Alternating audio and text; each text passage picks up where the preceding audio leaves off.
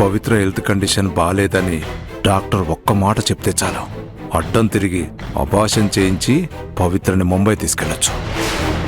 Please doctor, baby condition ఎలా ఉందో చెప్పండి ప్లీజ్. అందర్నీ రానివ్వు పవిత్ర, చెప్తాను. నువ్వు టెన్షన్ తగ్గించుకొని కాస్త ప్రశాంతంగా ఉండు.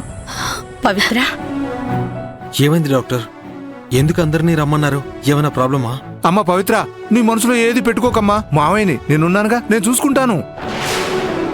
డాక్టర్ అసలు విషయం చెప్పండి. పవిత్ర కడుపులో ఉన్న బిడ్డకి ఎలాంటి ప్రమాదం లేదు.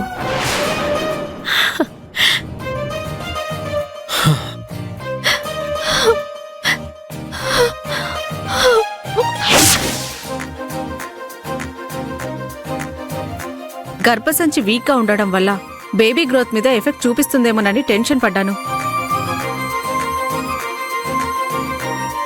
అది పవిత్ర మీద ప్రెషర్ చూపిస్తుందేమోనని భయపడ్డాను.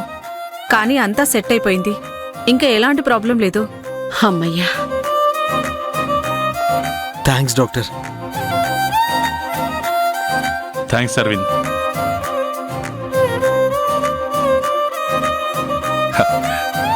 ఈ గుడ్ న్యూస్ వినడంతో రాత్రి నుంచి పడ్డ టెన్షన్ అంతా ఎగిరిపోయింది.